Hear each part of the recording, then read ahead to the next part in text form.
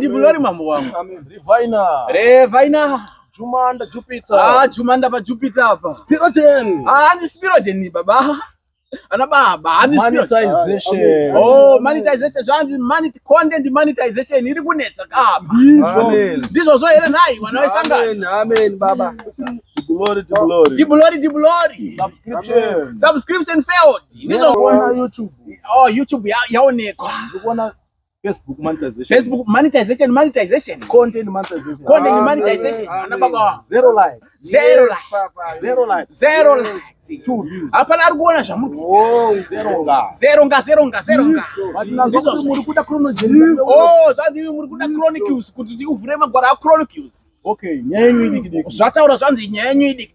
Nditaura kati. Zvanzi wataura zvawo matenga.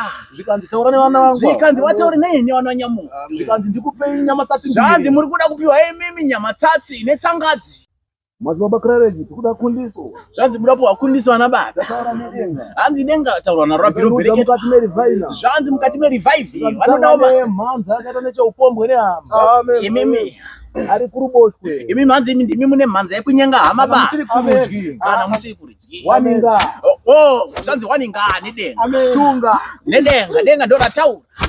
Tringa. Denga ndora taura wana madzibaba. Bonga. Wana madzibaba denga ndora taura. Madzibaba mutsa za YouTube. Denga ndora taura. Ndizo YouTube ne Facebook. Kana ndichitaura nedenga. Kana wachitaura nedenga. Panguwa ino yatiri. Panguwa yavarino. Vachida kuzarura YouTube. Kana vachida kuzarura YouTube. Vachida kuvhura content Kana vachida kuvhura content monetization. Munofana kutedzera muna mato. Panirai kutedzera muna mato. Waninga. Pamusoro Zvanzi waninga. Aizoda kuya kuti ngoramba yakavharayo.